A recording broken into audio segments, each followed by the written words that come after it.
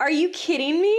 That really upset you. But I can tell. Did. I was like, what the fuck? First of all, no, it's not a fucking kids movie. And second of all, don't insult me.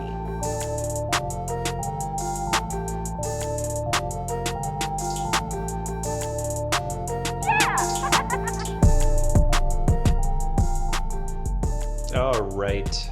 Welcome to Folie, Deux. I'm Rob, and next to me is...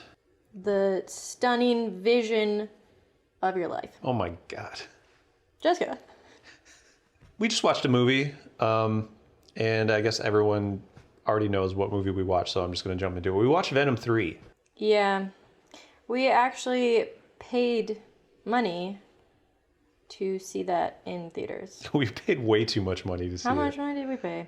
That was close to $30, and it wasn't even in 3D. There were 3D showings for this movie, by the way. Did you know that? Oh my God.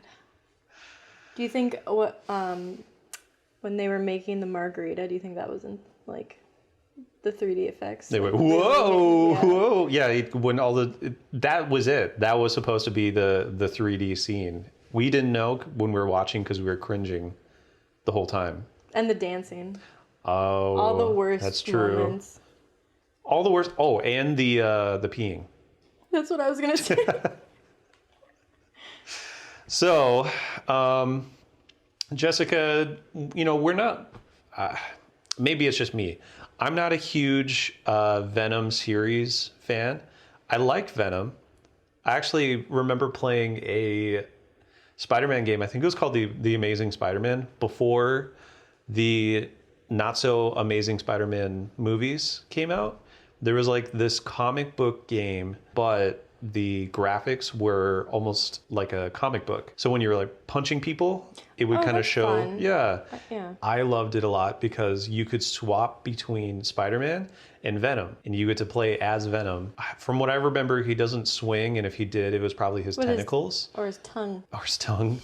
But he kind of acted like almost like just a giant tick. Like an asshole. You would jump around from spot to spot, and I think that's how they made that character different than your Spider-Man character. So you had two different like motions and action. yeah, so you're just like, you could, each one's a little different. I remember loving that game, and I think that was kind of like my biggest intro to Venom in general. Mm-hmm. Besides the 90s cartoons too. But even then, the 90s cartoons, the way that I remember Venom, I mean, he's supposed to be this like anti-hero, right? He's supposed to be, yeah. Or at least maybe we're even wrong on that. Like maybe he actually is just full-on villain. Well, it's interesting because in the Tobey Maguire movies, he absolutely, it was like he was a villain in one of them. Yeah. For sure. Moody. Yeah. All that to say, I think it's clear that they went a certain route with this Venom. But from what I remember from these movies was it started off, I don't know, on a darker tone, right? Like Venom wasn't... It was definitely more serious. Yeah, more serious. Venom wasn't cracking jokes as much. When he did, it was kind of like the fish out of water. It's because I don't remember the second movie as much because I hated it. I guess I don't remember when he just started becoming more of like this comedic character. Yeah, in this movie, he's just a full-on clown. It's like every line he has is a joke. And then Eddie Brock is the straight man. Mm-hmm. But I think what's important to remember is that Venom just wants a normal life. He just wants the all-American dream. He wants to see the Statue of Liberty, and like he wants to have a family and do road trips and sing this along alien on the road trips. How long has he been? Was he on Earth? Like a year or something. Just like a year or something. Just like a year. Hey, you could create a baby by then. I guess that's enough time for him to... Not if you're an elephant. How long does it take for an elephant? It's like 22 months. Oh my God. Yeah, so I guess it just goes to say we weren't big fans of this movie. Would I be right? Well, no, because we weren't fans of it. We weren't fans of the series to begin with? We weren't big fans of the series, and we weren't fans of this. Yes. I was going to say show, this movie. This movie. I felt like this movie, maybe I should say the series, I felt like it had an intent. It had an idea as to what it wanted to be. And then by the time we made it to this third movie, it was completely lost. It had no idea where it wanted to go anymore. And it kind of just decided to end, just to end it. It really didn't make any sense. It felt like it didn't know where it wanted to go, like mid-movie. We're just going along. Oh, I guess we'll just go here now. Hey, maybe we'll go here. By the way, I kind of want to be over in New York. Like, I kind of want to go there. Cool. We'll never end up there. And by the way, they never actually end up there. They don't actually end up in New York. No. Oh, he's in New Jersey. He's in New Jersey. Yeah. I found that out today. I'm like, oh my God. Yeah, it felt like this has to be one of those movies that they started shooting and then right towards the end they had to do like a shit ton of, like, it feels like a movie that was 80% done, 90% done, and then they find out that one of the main actors has committed a very disgusting crime. Like, and so then they have to a horrendous crime, and then they have to reshoot everything, and it just feels choppy. Yep. That's not the case here, but that's what it feels like. It's like they had piles of content or things that they wanted to include, but they didn't know how to connect it all. So then they just introduced, hey, look at that over there. Look at that over there. Look at this over here. Big fight scene. We're done. Yeah, thinking back, it kind of feels like an extended episode of like a cartoon show. Just in everything that kind of happened and the way it was told. Yeah. But how long was it? It was, I think it's an hour and 40 minutes. Interesting, right? Long? Yeah, right? Very interesting. So I've been seeing a lot of people say, one, that they don't like the movie. However, most people are saying that he killed it. He was great in this movie. I don't really think so. I felt like he was just on autopilot. It felt like he was sick of this movie. Yes. And this franchise. He was sick the whole movie, but also sick of just being in this shit. Well, and I think that it was maybe supposed to be part of the story that, you know, the toll of Venom that it's taking, or the toll that Venom is taking on Eddie. Yeah. But that wasn't clear in either a way that was completely like said outright, or even in any subtle kind of showing, right? Yep. So maybe that's what they were trying to do, and maybe that's what he was trying to do, but it just comes off like he's sick and tired of this shit. I will apologize to the 3 fans out there. We're trying our best not to give away too much of this movie. We wanted to at least give an overview of what we think. I think this movie did a horrible job trying to wrap things up. I also think it tried to establish new things and then tried to, in just terrible ways. The characters were flat. They were 2-dimensional, maybe even 1-dimensional. Well, and the weird thing is too is that there's so many like threads that were just like left unanswered. They're just loose threads hanging out. God, so I you have pull those these threads so bad. You have these shallow characters that are just, you know, they don't do anything with them. Well, there's, you know. What, you were about to say something? Well, I'm just thinking. No, it's just one of those things where they are not deep. Nope. Not well thought out. Nope. Not well acted. But the storylines that they start to pursue or they hint at or is mentioned, like, could happen, you could get a backstory, you could get an explanation, never comes to fruition. Yeah. And so, I guess the last couple things I want to just mention, the director, I guess, had worked on other movies, but this is her directorial debut, unfortunately. You know, everyone's got to start somewhere, right? Yeah, but you could also end it there too. I think it might just end there. Some things you only need to try once. Yeah, and you know, speaking of that, this movie is also one of those movies that I'm only going to try once. Yeah, this is definitely a one and done movie. I don't need to revisit this. I didn't want to visit it in the first place. And we're about to revisit it again in this video. I think we should just kind of jump right in now. Spoilers. Spoilers. There you go. You've been warned. All right, Jessica, you ready? Yeah. Let's start this shit. So we start by getting some backstory on Venom and the symbiote aliens. Colony? Are they like a symbiote colony? It is. Or something? It's like a hive because they specifically call it a hive mind. Like mushrooms. Or bees. Or bees. Like a hive. Or lobsters. Stop. I actually don't know what's a cluster of lobsters. A boil. Nice. Anyway, so we get some backstory. We are introduced to the big bad guy. This is Sony's Thanos, pretty much, is what it seems like they're trying to set up. They like completely took out all the pigment of his skin and everything too. It looks like it would be really cool. The graphics would be really cool if this was for a game, but it looks really shitty for a movie.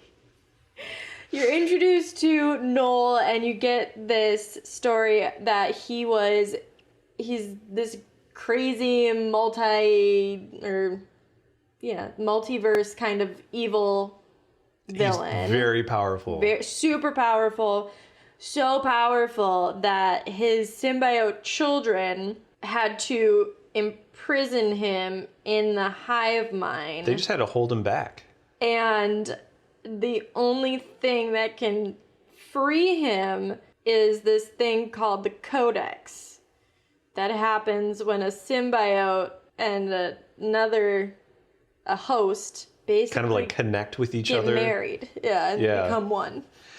So how does this Codex work? The host has to die and the symbiote... Does the symbiote save it, or do they both... no one knows. That's the point. That's a big problem. It's not explained well. No. But basically, it's this cutscene. You're introduced to Null. You learn about his imprisonment, this weird, obscure thing called the Codex that all you know is that's how he gets free. We don't know how he's supposed to use it. We don't know what is the thing. Is it like a little coin? Is it a little coin to open up his chain? It's a heartbeat. You know? Just a heartbeat. It's a soul. He just needs some love. A concept. It's a fart in the wind. Yeah. You can't touch it, but you can smell it. You know it's there. It lingers. It lingers. Yeah, no. So, not given a lot of information. But I think, again, they're trying to do this Thanos thing of setting up this big, bad, evil villain that is gonna have to, have a day of reckoning at some point, 10 movies later, probably. The thing with Marvel and Thanos is that they said it, they also were very... They took their time? Not just they took their time, but they didn't give you a lot on Thanos right away, right? Yeah. So they held their cards very close to their chest in introducing this character. It paid off in the end. This one, I don't have any trust that it's going to pay off. Nope. So... Well, okay. Yeah, so that's our first scene. We're then taken to Eddie in Mexico, and it's basically the end credits scene. It is the end credits scene from No Way Home. Spider-Man No Way Home. Yep. Where he's in Mexico, they see, he's in a bar. Yeah. And he is trying to figure out what the fuck Thanos is and why aliens love stones, and then he gets ripped out from there and back into his universe. So basically they're just saying haha, just kidding, we're not gonna have him meet Spider-Man. Yeah. We lost the rights to that. We couldn't make it happen, guys. So they just completely revert it. They're by the way, sorry, we tried, but nah. Not happening. Yeah. We're doing our own movie. We don't need... You guys don't even want to see... You don't want to see Spider-Man. We don't want that great franchise. Come on. Screw that. So, now he's back into his universe in Mexico, at a bar, getting drunk. We see Venom slinging margaritas and like all of this shit. Why? How?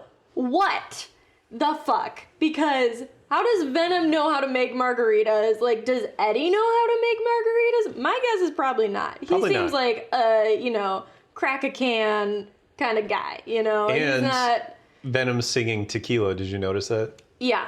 That's another thing that we will probably talk about throughout this whole thing. Yeah. The music. Dan Deacon. Fuck you. Is that... That was whose response, I think. Maybe I should retract that. He's just catching all these strays. But that's the name that I saw in the credits. Dan fucking Deacon. Dan. The music is horrible. Yep. And it's not like the score is horrible. It's the music choices for this movie in specific scenes is all kinds of fuckery. Mm-hmm. So stupid. Doesn't fit. Feels off. Feels like they're trying to force an emotion out of you. Whether it's like, oh, we really want them to feel like this is a funny moment, or this really needs to be a serious moment. Very emotional. Horrible. It makes you confused. That's what it makes you feel. Confusion. It's cheap. Unsettled. He's in Mexico. They're slinging margaritas. We learn that Detective Mulligan is like pronounced dead on some news channel. From what I remember, he got impaled in the second movie.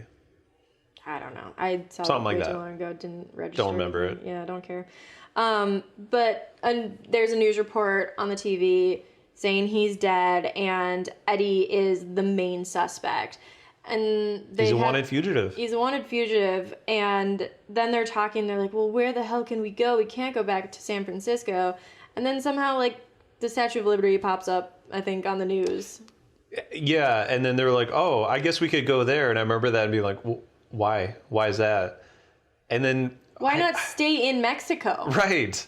And then he mentioned someone that he could blackmail. Do you remember that? Mm-hmm. There was like a line where he said he knows a guy in New York. He's got a lot of stuff on him. He could blackmail him. Is it Morbius? Maybe. Do you think they were trying to make a kind of connection like that? Something like that. But that was the reason why they were actually going to try to go to New York. Not just the reason. No, it's not just. I said I think that was the main reason. But also, let's not forget how badly that's true. Venom wants to see the Statue of Liberty. The family man. The family man. The all-American alien. Fuck Elf. Now we have a path to follow, a plot, yay, if you will. Loosely. We're going on a trip. We're going on a road trip. So we see Venom or Eddie leave a coin to try and pay for fucking up this guy's bar completely. Yeah. And we see a little like sludge of symbiote of Venom that's stuck to the coin. So sloppy. Just leaving bits and pieces of them everywhere. Mm-hmm. Yeah. So then they're walking the streets. They hear some noise that they think is like bad guy noise. Which, what? Yeah, that's true. Like, what do you... I heard something. Yeah, let's go... Yeah, and Venom's like, let's go find some bad guys. They end up walking... so corny. It's just bad. It's just bad. They end up walking into this kind of warehouse where a bunch of dogs are in these crates and kennels. And they're like, oh, this is dog fighting. Which, I remember this. There's a Saint Bernard in there, and there's like a fucking border collie. Yeah, like a collie in there. That really, like, their coats look great. Obviously, some of the most dangerous dogs in existence. There were a lot of German Shepherds, some Dobermans, but I did note no pit bulls. No pit bulls. Which I thought was an interesting choice, but they're really trying to stick away from pit bulls. Yeah. Which, okay. Fine, I appreciate it. But don't put in a fucking Saint Bernard. What are you doing? Do you think they had pit bulls and they're like, we can't have that dog, and it's the collie. Honestly, they probably were just like short on dogs, and they're like, it's bringing your pet day at work. Yeah. But only if they're big dogs. Make it ferocious. Yeah, so they see all these dogs in cages, and then the bad guys end up finding them and want to have a knife fight with Eddie. Eddie gives them a chance, though, to, like, just let the dogs go and stop their life of crime. Yeah. They didn't want to take that. So then Venom comes out, and they beat the shit out of these guys. They release the dogs. Didn't they play another one of the, like, another song or something? It's probably a really shitty song. And this is the scene that they're playing in the trailers where Eddie and Venom are trying to say, "We are Venom" together, and they keep getting it. Like, it's... I did not find this funny. It's not funny. I know it was supposed to be... Maybe it was funny in the trailers, but the way they set it up is just like, there's... They just can't get the humor right. They can't get that hook. I found it super annoying. I found it really annoying. I'm like, shut up. Just say it. Yeah.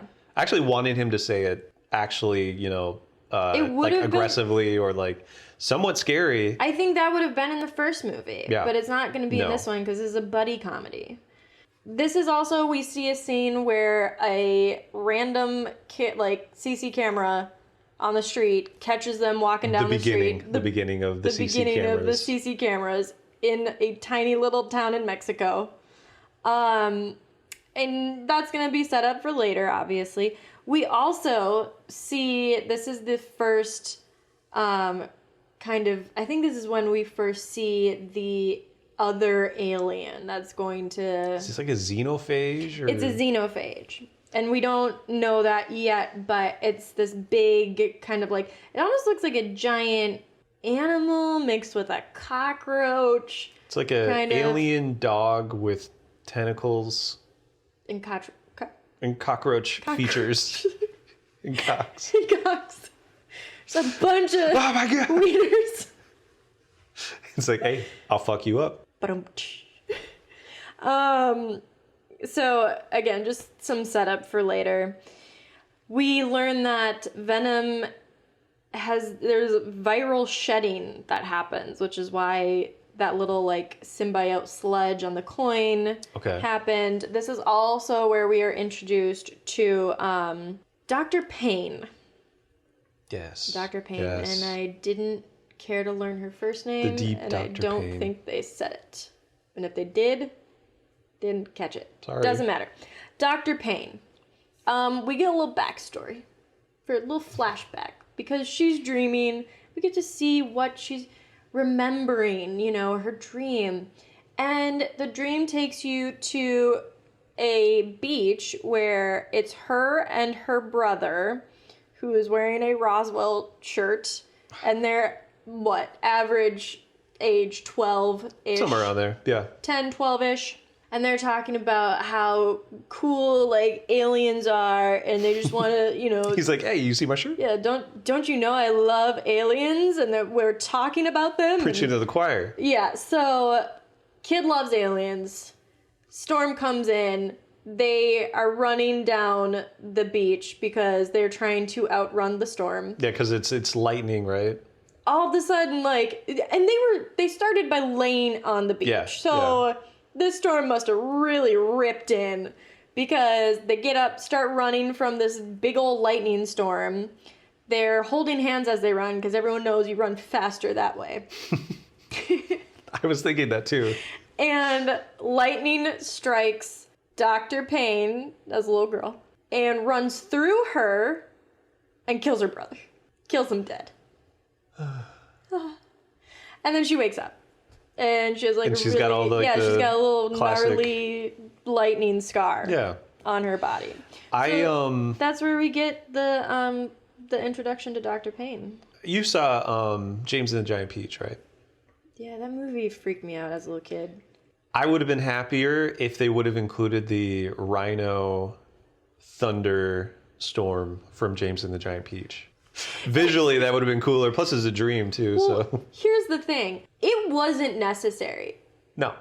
None of it was necessary because it really doesn't deal with, like, it's not crucial for anything else in the film except for the fact that she's living out her brother's dream of working with aliens.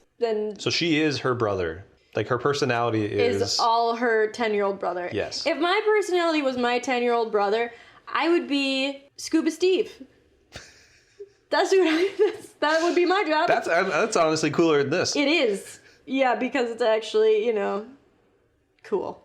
So yeah, it was a waste of a scene, set up for nothing, and it wasn't emotional. But anyways, she's woken up, we're back in reality, and we see there's a cut to Mulligan, who's alive, being transported to Area 56, because we learn on the radio that Area 51 is gonna be shut down. Oh, shut it down. It's just like, hey, we're playing smooth jazz later today, and just so everyone knows, today's the last day to visit Area 51, so get your alien sights in there right now. That's basically what it was. It was just casual talk of like, Area 51's being shut down. She drives her car through this sand fall. Yeah, what the fuck was that? It's a waterfall with sand, a sand fall. Oh, okay. Is that just a natural thing? Well, you know how like water is always flowing? Why not have a sand waterfall? Where is that sand coming from? Where is the source? The heaven and the earth. But like, it has to run out. I know it. They have a couple people up above, and they're just kicking sand down. Yeah. Because it's cool. Well, what else are you gonna do? They probably had jobs at Area 51. They got hired at Area 56 just to kick sand. Yeah. Yeah. Well, good for them, Just keep kicking. Just keep it kicking. Keep kicking, babe. So I was thinking about that too, where they were just like talking about Area 51 decommissioning, and you're like, what? Why would you tell anyone about this? Just let I don't understand that would be a thing, but it's just, again, stupid. Why even say that you're decommissioning it? Like, that doesn't need to be a thing. Just be like, yeah, everyone thinks Area 51 is where we're gonna, but So Area 56, that's where the action happens. Yep. As she's driving to Area 56, the sandfall, she sees these like acid tanks it's like pouring acid on like metal or something, where they're breaking metal, down like something? Car or something, like they're breaking something metal down, like just pouring acid on it, just kind of out there, just doing it. What kind of acid? The corrosive kind? acid. Acne acid, yeah. Yeah. Who Framed Roger Rabbit? Yeah. That kind of acid. Mm-hmm. Dr. Payne, we see her talking to Strickland, which is the government guy, who I think he was in the previous... Was he in the previous films? The general? Yeah. Government guy. That's what I wrote down in my notes. Oh, you did? He was also in the... he was in Doctor Strange. Did you know that? He was in Multiverse of Madness as one of the other, like, magic people. Yeah. He was in that movie, too. Yep. So this is the first actor that they just chose to use, again, within, like, the series here. This isn't the first to come back to a Sony movie, but definitely someone who has been in previous Marvel movies, which is interesting, especially when they were like initially wanting to tie it all together, right? It's funny too, because I forgot to mention this in the Eddie Mexico bar scene. I think it's Venom who says, "I'm so done with the multiverse." Yep. Like, it was another way to just be like, fuck you, multiverse, we're done. We don't need you. Yeah, we get our own thing. So Dr. Payne's talking to Strickland, and it's actually Area 55. I have in my notes... I thought it was 56. It could be Area 56, but there's another thing that's Area 55 Imperium something. You know what's great? Doesn't matter. Yeah, that's true. Really doesn't matter. Yeah, that's true. So this is where we learn about Dr. Payne's love for aliens. Yes. Very reminiscent of the movie Arrival in terms of the fact that she just thinks they're misunderstood and she wants to learn about them. The thing about this alien world is that these symbiotes kill their host almost immediately. Yep, or are supposed to, right? Or are supposed to. And majority of the time, up until now, they're pretty much kill their hosts. We hear her talking about how, like, misunderstood they are, how she wants to be friends with the alien specimen, pretty much. I don't think they said that, but that's what I wrote in my notes. She just doesn't have her own friends. Maybe that's why. She has Christmas tree doctor. Christmas tree doctor is just, she's a woman who has a Christmas tree, like a little Christmas tree pin with beads and stuff on it, on her fucking lab coat. And I think it's Strickland that's like, what's up with that? It's July. Yeah, and she's like, I just love Christmas. Or like her grandma gave it to her. It was like something stupid that, again, there's no good payoff. Where are we going here? Where are we going with it? What are we doing? What are we doing? Hey, where'd you go? Where'd you go? Come back, boo. That's his whole movie. Yeah. Hey, where'd you go? Where'd you go? Come back. Mulligan is taken there. He's put in a testing chamber. Dr. Payne realizes that there's a symbiote kind of attached. Oh, I'm so sorry. Shut we up. forgot the main character, the best character of this whole movie. We don't know him yet. Didn't she, when she's coming into the facility, isn't he was the one that introduced her? He's a security guard. No, I thought he was a doctor.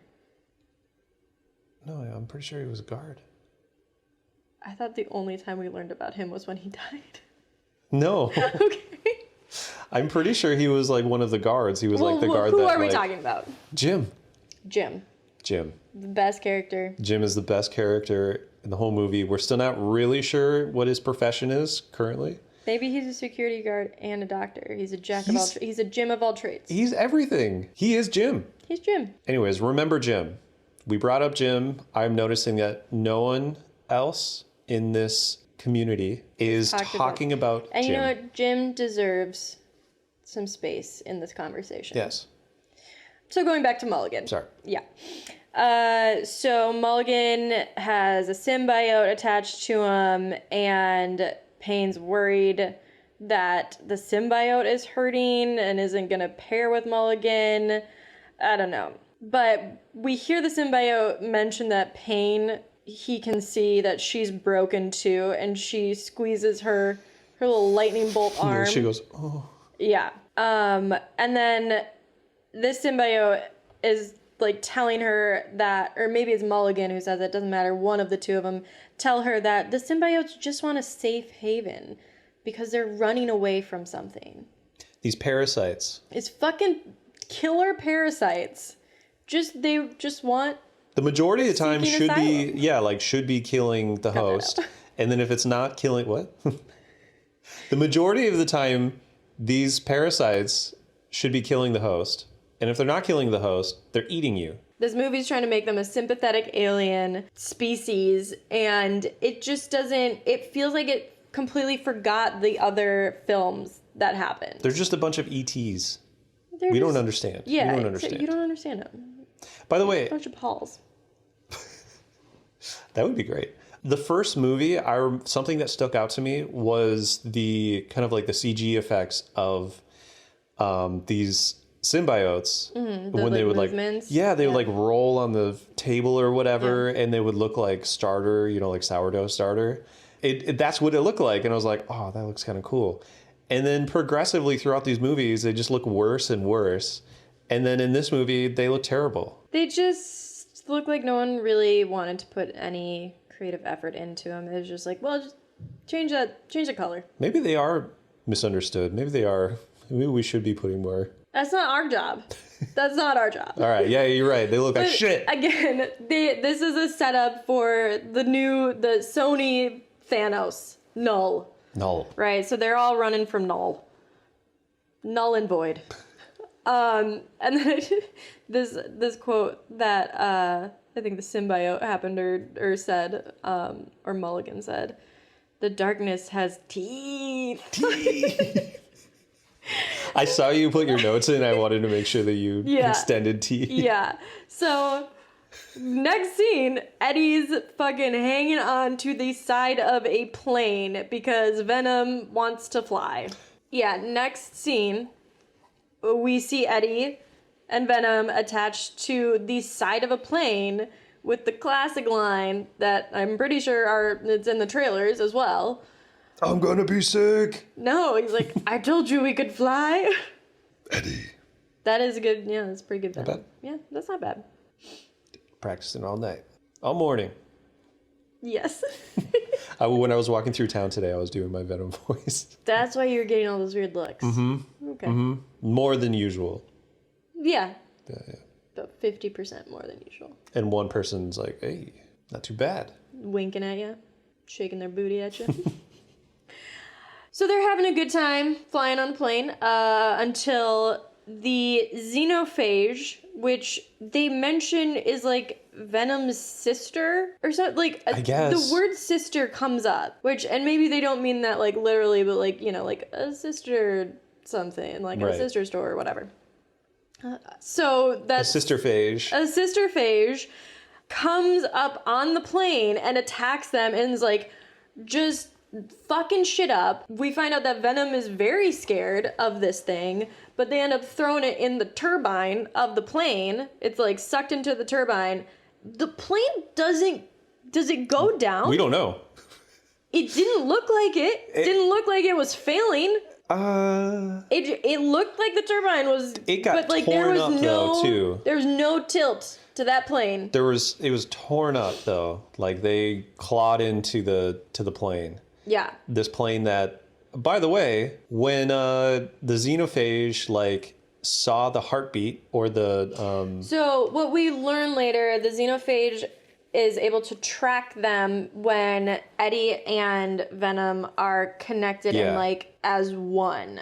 So if Venom is kind of hidden in Eddie, it can't track them. If Venom is like he has to be full suit. Full suit, which he wasn't. No, he wasn't. Plane, that's when the xenophage can track them, and that's the codex. That's when they see the codex. So it saw the codex, and then it was like, oh, on that moving thing up there, 30,000, 40,000 feet in the air, I'm on it. The xenophage... And it jumped 30,000, 40,000 feet in the air and landed on it. It landed like on a tick. Their tracking makes no sense because they find them incredibly fast.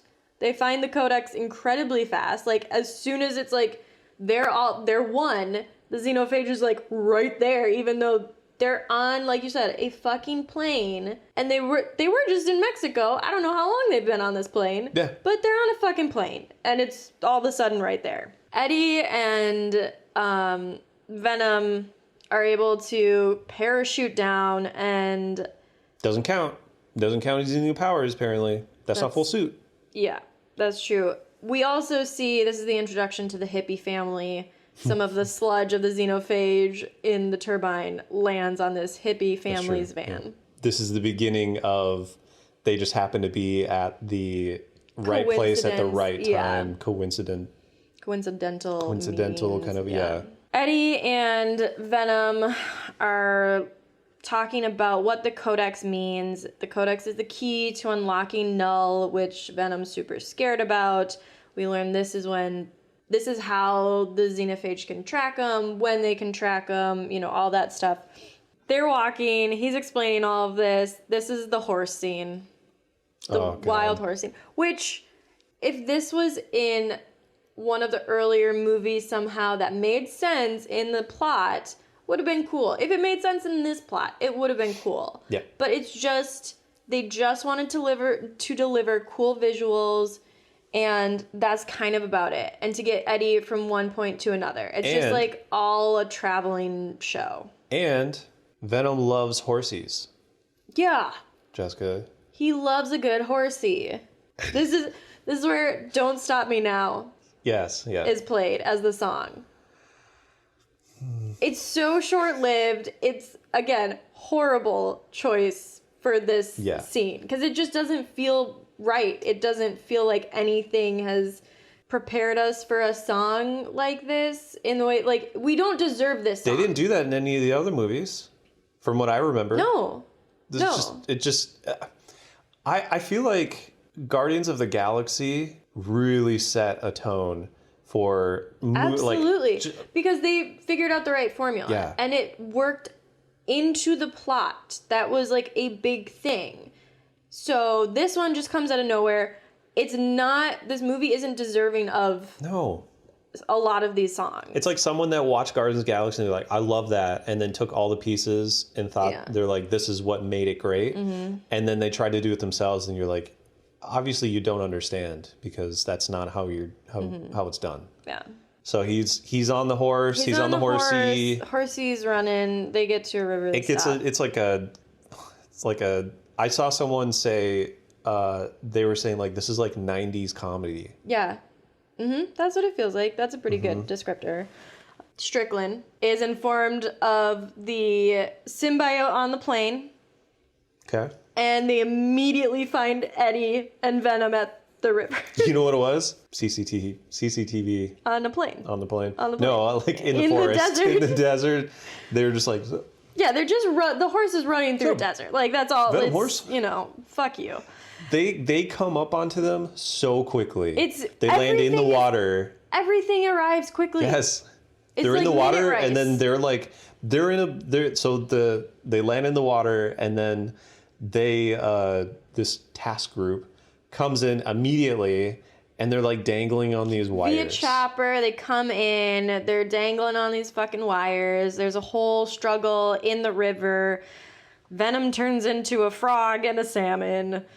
We also learned that it's Eddie and Venom's 1-year anniversary together. Not in the river, but around this time. So something I thought of was, and obviously this movie is going to go on to just disregard this, but the idea of not every match is going to work.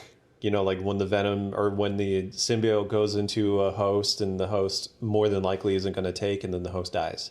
Mm-hmm. That was...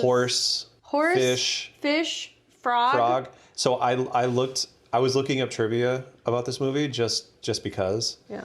And in IMDb, it even mentions that about like the horse, and it says like, well, something that could explain it is horses are immune to most parasitic kind of like diseases or things like that. Yeah, like an opossum, and are like not as susceptible to diseases or getting diseases. So it might mean why it's able to happen. And you're like, okay, so frog. See, it's lazy writing. The audience shouldn't have to build explanation for why things happen when it's like this loose and this unthought of. Like it just is stupid. You're forcing the audience to build up what you just threw out there. Yeah. They're taken back to Area 56. We learn the government, the doctors, the scientists, whatever, learn about the xenophage. They learn about the codex, and they are talking that the end is Null. Yeah. That's something that's... This Venom or this whatever, I think it actually has a name. It's supposed to be like a comic book character. Venom? Like we're saying this is the conversation with the green guy? Oh, yeah. I mean, because there are going to be a lot of symbiotes in this. Yeah. I'm sure they're all comic book characters. No, but the green one in particular had a name. No, I'm sure, but I don't think it was given in the movie. No, I don't think any of them were. No, that's my point. But yeah, like he's just full on. It's just a full on exposition. Right. He's just there to be the narrator.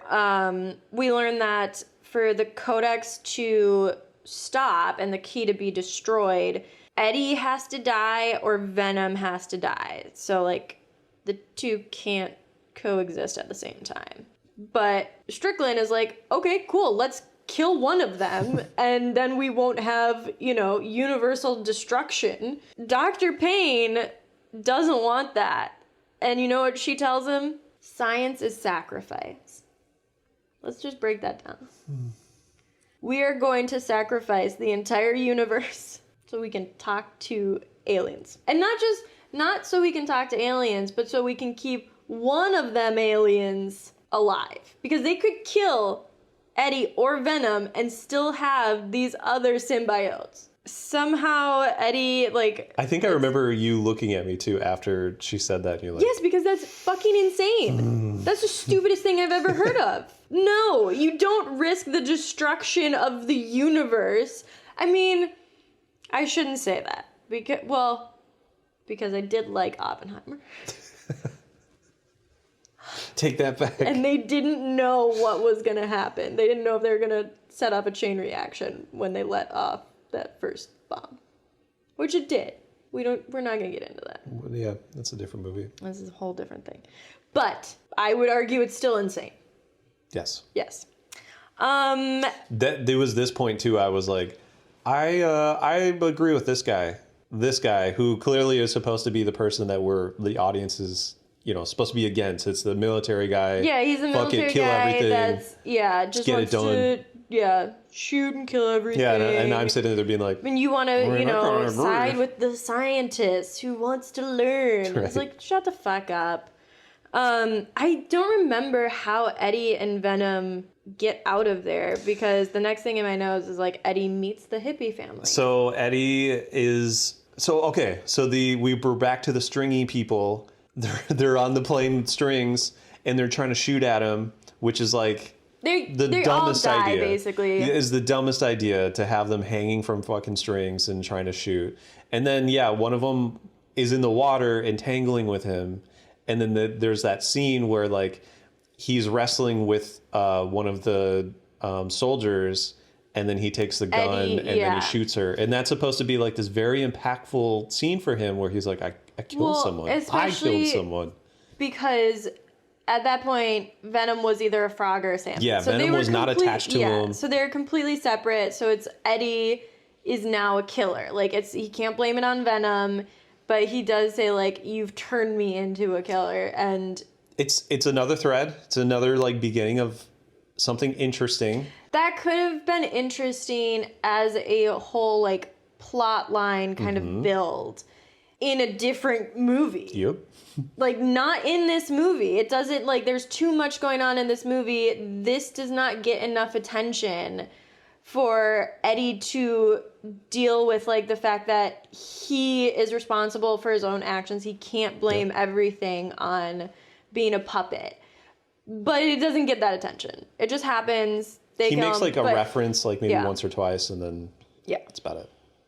So, he kills them, and then, lands in the water, and then he gets the connect to each other, and then the symbiote was like, it sees the beacon.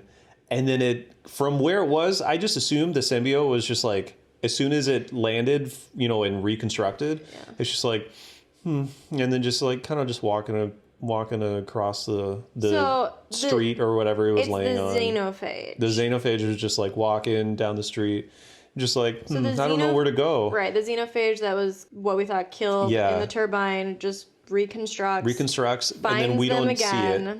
But like, and then when it connects and it sees, all of a sudden it's just like hundreds of miles. And then it's like, oh, there it is. And then gets over to Eddie and Venom in like less than 30 seconds.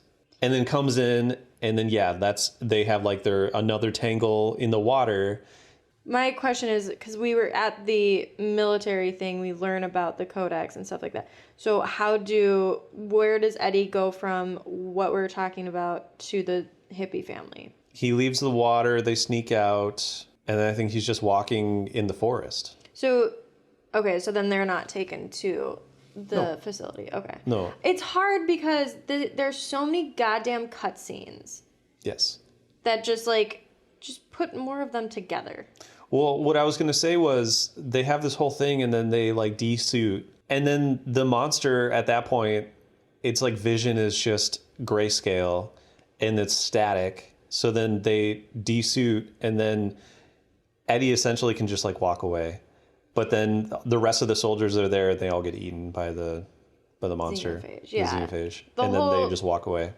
Which, by the way, they've been trying to do this like running joke with his shoes. Yeah, there's a whole thing where Eddie just never has shoes. And they're going to keep doing it. And he was walking in the desert with one boot which is stupid. It's just like, just take off your boot. Just or go footless. Just have Venom be on your feet.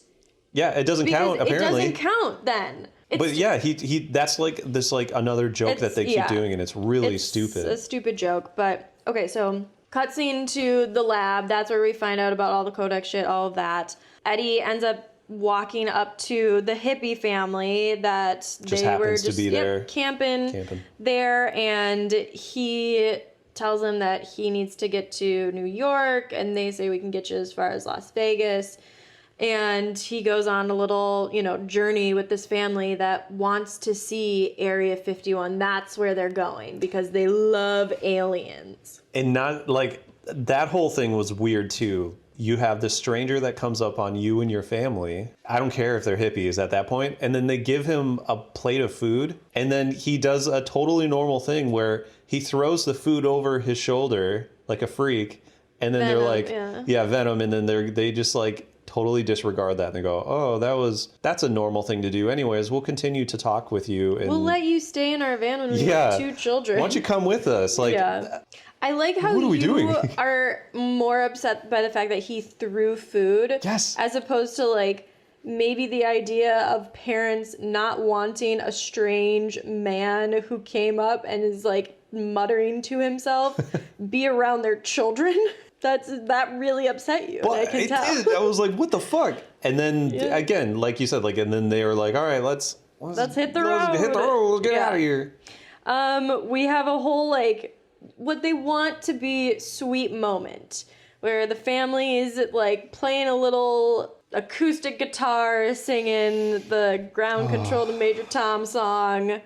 Venom wants to sing along this whole time. Eddie's talking to this little kid, trying to comfort him because the little kid is scared of aliens. And we hear Venom in Eddie's head being like, Eddie, you would have made a good dad. In another world, I think in another life, we could have really liked this whole family setup. We could do this. What the fuck? Are you kidding me? So if you think about it, so much happened in this car scene. That fucked up everything. Like you describing it like that, I'm like, oh yeah, I forgot about that. Oh yeah, I forgot about that because it felt like the longest fucking scene. It really did. It felt like a very long scene, and it probably But to your point, wasn't. But at the same time, a lot happens. Like again, to what you said, like when they were doing this, I was like, is this a fucking musical? Are we getting like slapped in the face again with Joker 2? And I'm like, no, not again. And I kind of disregarded the whole bartender tequila song like that as kind of like a one of our first kind of, maybe it like teased us into the idea of, hey, by the way, if you like that, Major Tom. Yeah. And then Major Tom, and then the son being like, Dad likes aliens, but I'm terrified. I'm scared of them. Venom being not Venom. It's this weird, like, soft side of Venom that you don't need. Like, Venom's not there to be this soft, like, no. That's the whole point of Eddie and Venom, because you have these two personalities and it doesn't need to be complex. Venom doesn't need to have this weird, sympathetic, empathetic, soft side to him who wants the picket fence. It's funny, too, because the way that, like, I get upset about it almost implies, like, I enjoyed the first movie or, like that's how it should be or whatever. I don't even think that either. Like, I find myself defending it when I really don't want to. I don't really remember the first movie that well. So I'm just more or less going off of my gut feeling of, like, probably how this should have gone. Yeah. Either way, they end up in Las Vegas, drop Eddie off. He's caught on CCTV again. They're walking. This is, like, another stupid fucking callback to, like, sensitive, like, cultured Venom. Walk by one of those kind of street performers who's just, like, posing as the Statue of Liberty. And they're like, oh yeah, we still want to go see the Statue of Liberty in New York. And Venom also wants to see a Broadway show. He's just like, let's go to Broadway. So that's fun. They want to get some... Oh, they also give him shoes. The hippie They give him some family, nice the sandals. hippie family gives him shoes, which Eddie and like Eddie or Venom, I can't remember which one, like don't like. Which, you know, glass houses. Yeah. It's more beggars can't be choosers, not glass houses. Yeah. Yeah, they give him really gross sandals. Some Jesus sandals or something. Jesus sandals that they don't want. Yep. Which is stupid because he doesn't have any shoes. The hippie dad also gives them, and I think his name is Martin, gives them like $20. And he's like, you need this money, like, go do something great, blah, blah, blah, be safe. And Venom wants to gamble. I think their plan was to, like, just try and get more money and try and, like, because they're win money. because that was the only money that they had, so that's the way to make more money. Yeah, and, Venom's whole thing was, like, we'll play slots, and then we'll win that, and then we'll go to blackjack, and then we'll win more, and we'll take that money, and we'll play roulette. So it was just, like, this weird thing. Venom has a gambling addiction, apparently. And, like, even before they came in, too, there was, like, that whole scene where he had to get dressed and everything because they didn't allow him in. Yeah, he ends up stealing a drunk guy's tuxedo because they wouldn't let him in because it's a really nice casino. Also, the drunk guy, too, like, he just peed all over his feet. His sandals. They didn't let him in because of what he was wearing, but like just across the street there's a guy that seemingly came from in there that's also just like peeing on the side of the building. He could be a whale, you never know. Oh my god. You've seen that tuxedo? Yeah, they get into the casino again. Trailer scene. They love it. Venom is just gambling his money away. He's playing the slots, loses everything. And then they see Mrs. Chen. Who's that? She's the convenience store. Oh my The god. bodega lady. What is she doing here? She is a whale. She just says, like, I just keep winning. Big. Yeah, I won big. I just keep winning. So they gave me the penthouse suite. And they're like, okay, let's go up there. Let's do it. Yeah, let's just go up there. The only thing I could think of was they just really wanted to have this like penthouse Las Vegas scene where either like Venom is fighting something or someone, the xenophage. They needed a good background for action. Yeah, but they're also like, he's a fugitive, so he can't just like, and he has no money, so he can't just get up there. And it's kind of hard to have him invited when I'm assuming decent amount of the population knows, and he smells like piss, knows that he's a fugitive. Oh, how about his like best friend from the first two movies? Best friend as in being like a common character. Only friend. And then I'm sure they were also like, everyone loves what's her name? Mrs. Chen. So everyone will be happy to see that.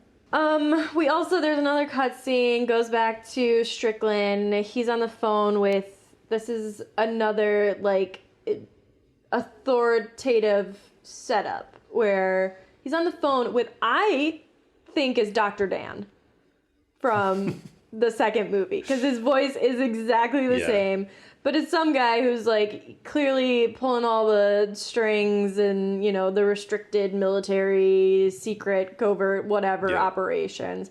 Don't see his face. He's just in front of a bunch of screens, and he's promising Strickland control over Area 56 or whatever. So go back to Vegas, and Mrs. Chen wants to dance with Venom, so they end up having a dancing scene, even though they know that if they do that, the Codex, like, beacon will alert the xenophage. Yeah, but no, we're just not. She was wearing a really nice dress, so she needed to show it off. Yep. We couldn't have them be interrupted. At least not right away. No, they go through this whole dance thing. Really fucking weird. Again, music sucks. Seems totally off. But the xenophage tracks them, and the government's there before the dance is over. The government's like, surprise, motherfucker! Yeah, pretty much. Surprise! Surprise, motherfucker!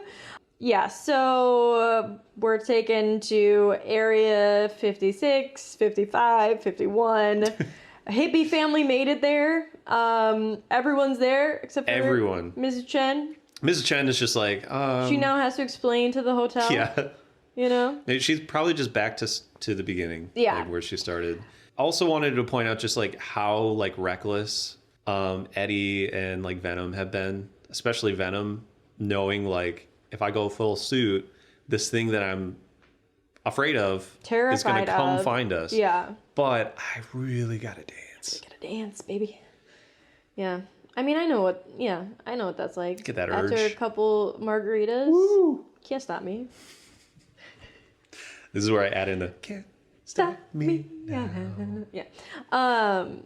Eddie and Venom are separated.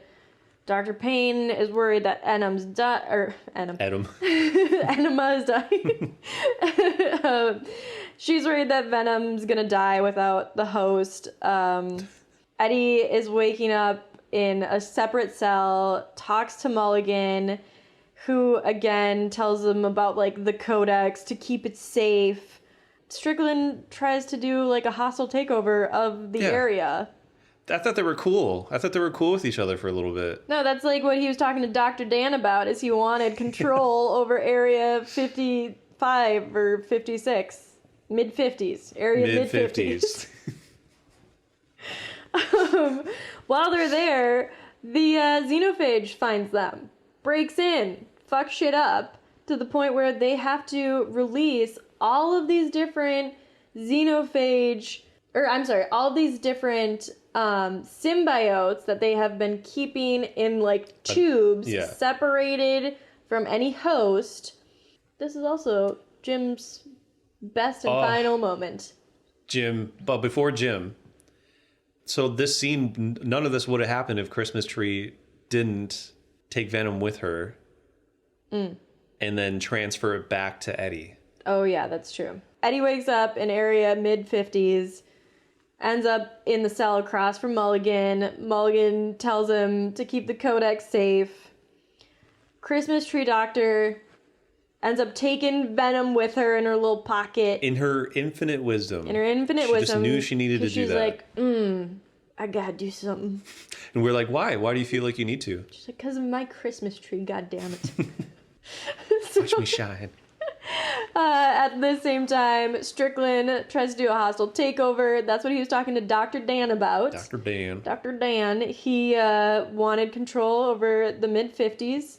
And Christmas Tree gives Venom back to Eddie, pretty much. And then the xenophage breaks in. Surprise, motherfucker! Exactly. Starts fucking shit up. Kills our best friend, Jim. No. Yep. Goodbye, Jim. Jim did nothing wrong. Jim did nothing. He tried. He just he got ground. He got put in the the wood chipper, unfortunately. The xenophage's mouth looks like a wood chipper. Yeah, like when it eats all of the different symbiotes, it's just like yeah. Yeah. It's like if you like just looked at your blender when it was going. No. But so they're kind of forced. They have to release all of these symbiotes that they've been keeping in tubes there. And this is the the big kind of fight scene that everyone's been waiting for. All these different symbiotes. You got one with like 2 heads. You got like a beefy one that looks like the Rock or the Boulder. Or that's Jim. The Fantastic Four. Oh, thing. What thing? The thing. They go, look at that thing. Look at that thing. So you see a bunch of different ones, which I love a good Beasties film. Yeah. I love seeing, weird things. It was like Power Rangers mixed with Venom. Power Rangers mixed with just like mud. Oh, specifically Jim. Like slime. Yeah. Yeah. But Jim still dies. Jim dies. Meanwhile, the family has broken into Area 51. The hippie family has broken into Area 51. And they're starting to see all these aliens pop out. And they're freaking out. And they also climb all the way to the top. It's not really that big. It's like a little lookout tower. A lookout tower, yeah. It's not that high, but they're just I think they were just like, I can't see anything from down here. We got to get a higher vantage point. Well, they're making it seem like they need to see all of Area 51, this like vast landscape of nothing. There's nothing. It's old bunkers and there's nothing. It's a movie set at this point. And it's night. So it's nighttime. You can't see much. But yeah, the alien fight breaks out of the labs. It's out in They break through that the sand waterfall. Yeah, they're just splashing around in all that sand. I will note that everyone but Dr. Payne accepts a symbiote as a host to help fight the xenophage. Everyone was a perfect match. Everything worked out. Everyone else is in this is a dog in this fight. Yep. Except for her. But that's not to say because she it's not like she was left out. It's not like she wasn't picked for the team. She stole a symbiote and has one in her pocket, a little tube of a symbiote in her pocket that she just is like, no, I think I'll hold on to that. Now's not the right time. It was in her left pocket. And she's a righty. That's why. The hippie family's freaking out. Yep. Eddie and... They put themselves in just like this crazy danger. Mm-hmm. You know, Eddie, of course, saves them. Yep. Helps them escape. Strickland is trying to shoot the xenophage with all his military guys. It's just one of those fight scenes where people are trying to take it down. People are getting hit with bazookas and trucks and... Wood chippers. And... Ooh. Also, let's not forget the extra power that this xenophage has. The kind of like sonic wave It power. releases a signal to all of the other xenophages in the Sony's multiverse. I'm going to call it Bunchaverse. Bunchaverse. Because I don't know if we can use multiverse. Maybe that's a Marvel thing. Release it, they're all called to this area because the Codex is there. So we see Null in his little sticky cave, sending them all there in little portals that they can go to. And he's just chilling on his throne. So now we have a ton. He sicked his dogs. He sicked his dogs. He sicked his dogs to fight. Can I sick that dog? It's great to know that this major fight that we're about to have and are having is it. This is it. Yeah. This is the end. It's the end of this trilogy or this series specifically. And this is the big bad. Because Null is null and void, really. Yeah. In this fight. So things aren't looking great for them. Nothing's working. People are running. People are dying. Some of the symbiotes are running out of hosts because... People are dying left, right, and center. You get the cool action scene where Venom and Christmas Tree symbiote. Yeah. Pine-Sol. That it pissed me off when I saw that sonic boom power. Because I was like, this movie could have ended so much quicker. I don't know why the xenophage waited. Because it's been tracking the Codex the entire time. It's not like... Why wouldn't it just do it right away? Well, and it's not like there's anything else that it's going to track. Because we learn that the xenophage can only see the Codex. So once you see the Codex and know that it's there, why wouldn't you... When you finally are on the right planet, why wouldn't you call out that signal? Is the Codex... The Codex, both of them together? Yeah. Okay. Yeah, so... I still think it's really stupid. I think this is one of the dumbest things. So it has this power, and it chooses not to do it to Eddie and Venom right away. Separate the two, but, if you still need both of them, then just take both of them. What the fuck is Venom gonna jump back in? You know what I mean? At least separate the two. And if you need to get Eddie to come with or whatever, because it knows that they can't die or they shouldn't die. If one dies, then the codex is gone or Yeah. something like that. Just do that. Why didn't you do that? I don't know. Instead, it just like keeps trying to fight it They or just fight need a big them. Looney Tune net capture. Yeah. Clearly, the monster can't kill like the protagonist, so it just like slaps the shit out of them, and they go flying, and they keep pushing them or something instead of like doing the death blow. Yeah, there's no death blow, but Eddie does get stabbed. Eddie gets stabbed. Which doesn't really mean a lot because we find out that Venom can apparently like still heal him, so it doesn't fucking matter. And he doesn't need to go full suit for that either. But here's what I also noted. So Eddie was wearing a t-shirt. He got stabbed. T-shirt rips because he got stabbed in like the abdomen. He was wearing a Warriors shirt. Yeah, Basketball. I love the Cincinnati Warriors. Yes. Yep. Venom slaps his little muddy hand, little sticky, slimy hand on Eddie and heals him. But what I also have in my notes is that he is a seamstress because his shirt is fixed too. You just didn't see that. It was doing like a little stitch. Yeah. So during this time too, like it's supposed to be like a heartfelt moment because you think Eddie's dying, but that's not a thing because he heals him like super fast, doesn't take anything away from Venom. But clearly Venom is at the realization that like they can't both live. And you know, he's sad because he said, I thought we were going to be the lethal protector. We were going to see Lady Liberty. We were going to own a golden retriever. He didn't say that last part, but it's implied. And name it Cindy. Cindy. They're probably going to name it like Bear. Or like some really generic. Nah, stand by Cindy. Venom comes up with Cindy. Fair enough. Just okay.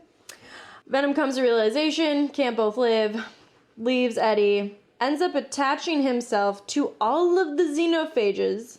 All 5. Were there 5? Yep. Okay. All 5. Turns into big ol' Venom and ends up going over to our lovely Acme acid bath pit thing. It's the real pits. It's the pits. It's the pits. And then he takes an acid shower. Yep.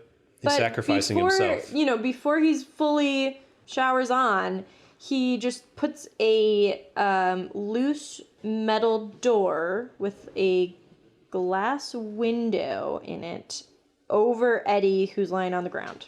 Right. To protect him from the acid. But, like, acid's going everywhere. That must be, like, the... It's to the point where it's, like, endangering the other symbiotes.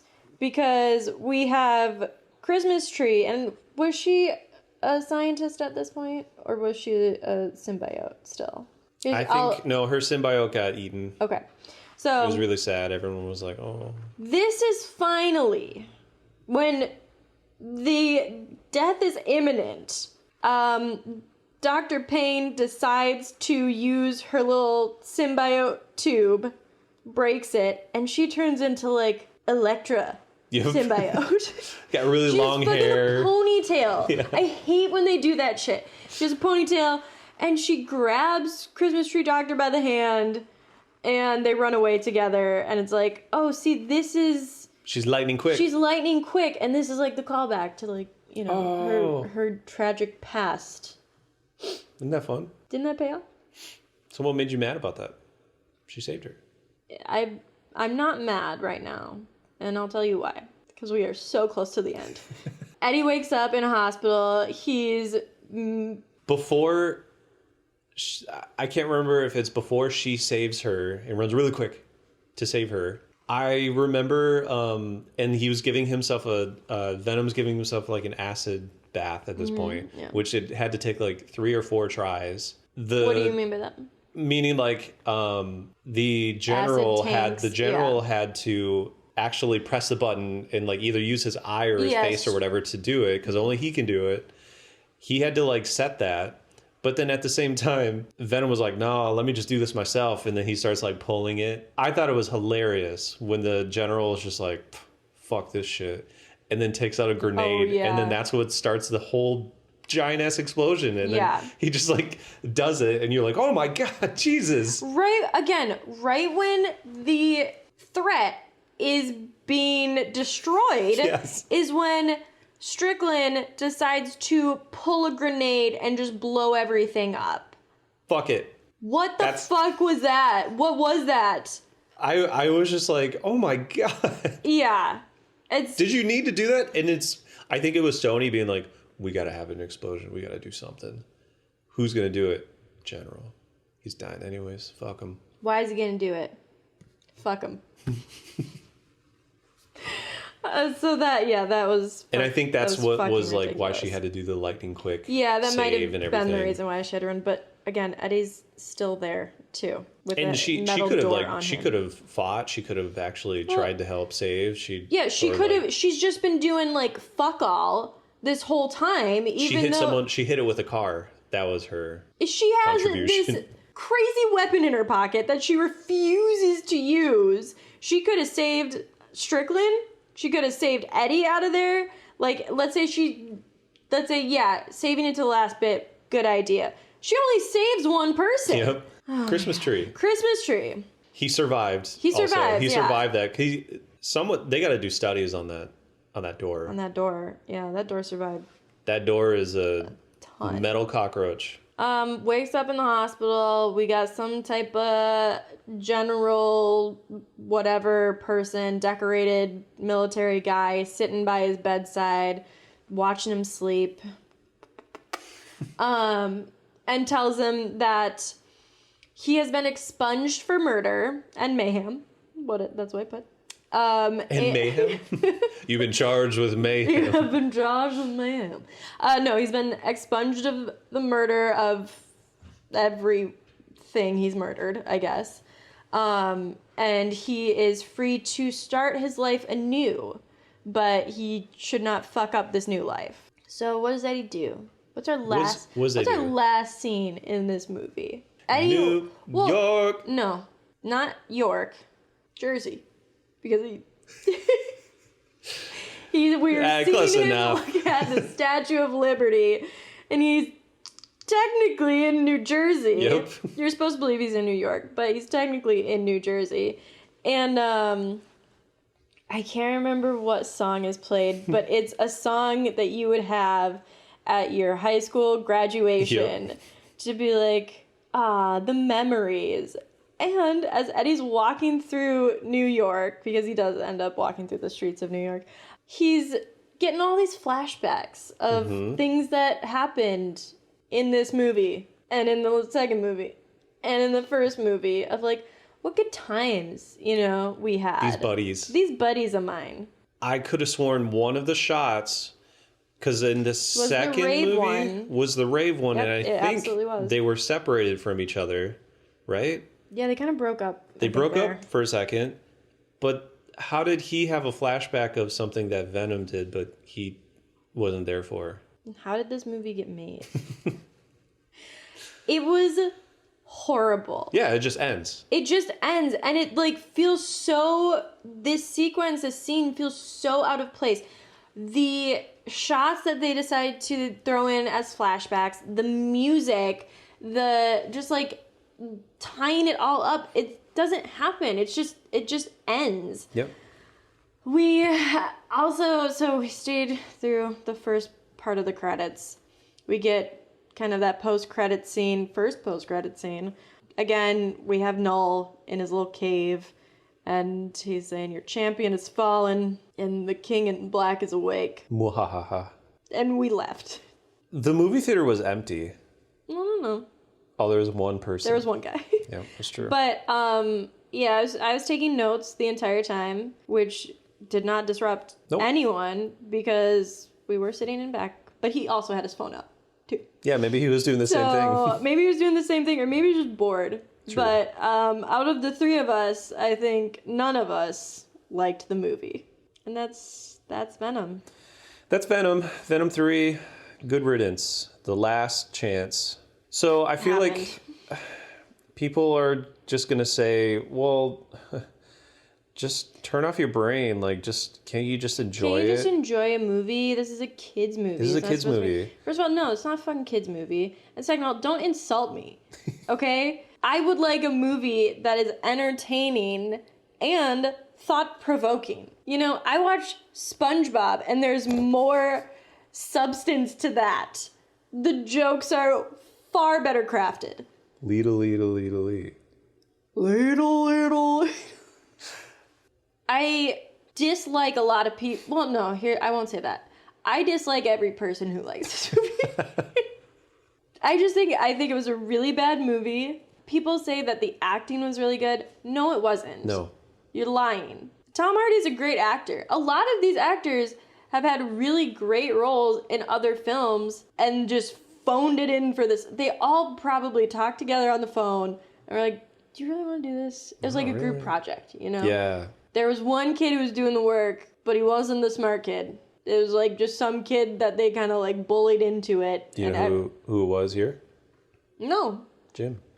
Oh, it was Jim. It was Jim. He carried the team. Everyone listening, just remember, Jim was number one. God bless Jim. God bless Jim. All right, Jessica. Final rating for Venom: The Last Dance. I will give it a 2.8. Oh, okay. I was thinking like 2.7. There we go. We're usually pretty close to each other. It's either cute. like we're off by maybe 0.3 or 4. This for those that aren't used to our rating either. 1 out of 10. And 5 is a solid movie. Mm-hmm. 5 is a movie that could be watched again. Could be recommended. Not great, but fair enough. So this movie sucked. This movie really sucked. It bit it. We've talked way too much about Venom and Venom series. I don't want to talk about it anymore. I'm through. I'm foo too. I'm through. So Jessica, Folie adieu to you. And Folie adieu. Well, you already said 2, so. To you too. Bye. Blow the man down and pray pay attention and listen to me. Give me some time to blow the man down.